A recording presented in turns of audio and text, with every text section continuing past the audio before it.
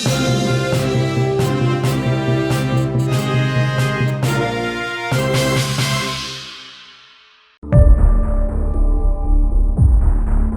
लोगों ने मुझे एक बार भी मेरे बच्चे से मिलने नहीं दिया। 10 बार सारे डॉक्टरों से मैंने हाथ जोड़ जोड़ के बोल रखा।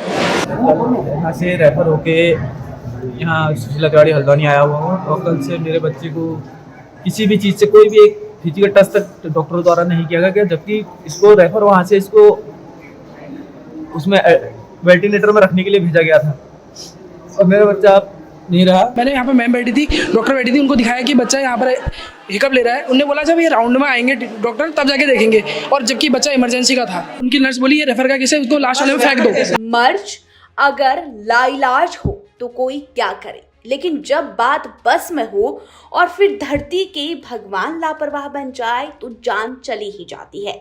जी हाँ, हल्द्वानी में भी ऐसा ही हुआ है। यहाँ पर एक नवजात के साथ ऐसा कुछ हुआ जिसकी वजह से उसकी हालत बेहद बिगड़ गई। दरअसल आपको बता दें, नवजात की पैदा होने के बाद हालत सही नहीं थी, उसे वेंटिलेटर की जरूरत थी। चिकित्सकों ने उसे हल्द्वानी सुशीला तिवारी रेफर कर दिया, लेकिन यहाँ चिकित्सकों की लापरवाही से नन्ही सी बच्ची की जान चली गई। आपको बता दें, रातीघाट नैनीताल निवासी कमल सिंह रौतेला की पत्नी कल्पना गर्भवती थी और 14 सितंबर की सुबह करीब 11:30 बजे कल्पना ने कम्युनिटी हेल्थ सेंटर खैरना में एक बच्ची को जन्म दिया था। कमल के बड़े भाई अर्जुन सिंह रौतेला का कहना है कि जन्म लेने के बाद बच्ची रोई नहीं। चिकित्सकों ने पाया कि उसके फेफड़ों में गंदा पानी भरा है, जिसकी वजह से उसे सांस लेने में दिक्कत हो रही थी। बच्ची को वेंटिलेटर की जरूरत थी। उसे चिकित्सकों ने सुशीला तिवारी हल्द्वानी रेफर कर दिया। उसी दिन 3:30 बजे के करीब जब परिजन सुशीला तिवारी अस्पताल इमरजेंसी में मौजूद चिकित्सकों के पास पहुंचे तो चिकित्सकों ने बच्ची को स्वस्थ बता दिया। अब अर्जुन का आरोप है कि 11 बजे तक जच्चा और बच्चा को बेड भी नहीं दिया गया। लड़ाई करने के बाद बमुश्किल बेड देने के लिए अस्पताल राजी हुआ। उस पर भी स्टाफ की एक महिला ने ये कहा कि ये रेफर केस है, कोने वाले बेड में फेंक दो। यह भी कहा कि पहले माँ का दूध पिलाओ फिर देखेंगे। माँ को ब्लीडिंग हो रही थी, बावजूद इसके बच्ची को माँ ने दूध पिलाया। उसी कोने वाली बेड पर माँ और बच्ची रात भर रहे, लेकिन कोई एक बार भी देखने नहीं पहुंचा। परिजनों की शिकायत के बावजूद चिकित्सकों ने कोई ध्यान नहीं दिया। सुबह करीब 5 से 6 बजे बच्ची ने दम तोड़ दिया। आपको बता दें, कमल और कल्पना की शादी 1 साल पहले ही हुई थी। दूसरे दंपति की तरह उन्हें भी अपने पहले बच्चे को लेकर बेहद खुशी थी। दरअसल इस पैदाइश को लेकर पूरा परिवार खुश था, लेकिन खैरना में बच्चे की हालत नाजुक सुनकर सभी दुखी हो गए। हालांकि जब सुशीला तिवारी पहुंचे और डॉक्टरों ने कहा कि बच्चे तो ठीक है तो परिवार खुश हो गया, लेकिन खुशियां सुबह तक नहीं टिक सकी।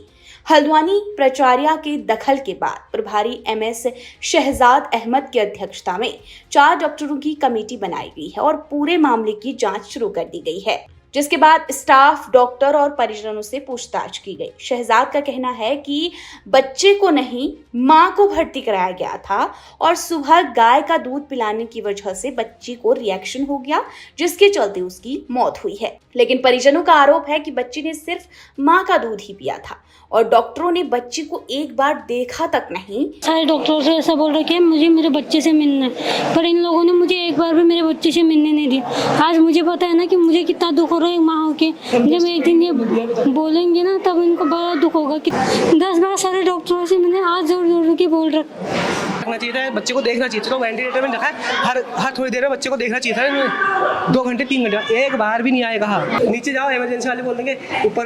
क्या कहना है हमसे कि आपने अपने बच्चे को दूध पिलाया तो आपका बच्चा मर गया। जब सुबह 5 बजे तक जिंदा था, 5 बजे बाद ही बच्चे की डेथ हुई। मैम बच्चे को 5 बजे तक एक डॉक्टर ने किसी ने देखा नहीं, टच तक नहीं किया, किसी टच नहीं किया। उनको ये नहीं पता ये बच्चा किसका है करके। अंदर जब डॉक्टर आया ना तो वो यहाँ के पेशेंट को देख के गया, लेकिन जो रेफर का बच्चा था उसको देख के नहीं गया। मैंने CMO को लिखा हुआ है यहाँ पर, जो MS ऑफिस के लिए लिखा हुआ है, यही कि जो हमारे साथ हो गया या आगे से किसी के पास ना हो, इसलिए यहाँ पर कड़ी कार्रवाई की जाए इनके खिलाफ। जो नीचे इमरजेंसी वाले हैं, जो बच्चे को नहीं देखते हैं, उन सब के खिलाफ कड़ी कार्रवाई की जाए। इनका अभी ये स्टेटमेंट दे रहे हैं, मैंने भी बोला है ना इनको कि तुमने बोल देना चाहिए ऐसा होता। अरे हम बच्चे को नहीं, बच्चे का हमारा नहीं है, हम बस ये बोल रहे हैं यहाँ पे मेरे सामने भी। क्या मतलब रहता है कि हमें क्या पता भाई बच्चे को कहाँ दिखाना है, क्या नहीं करना, क्या मतलब होता है इनका, क्या बोलना होता है, आप बताइए।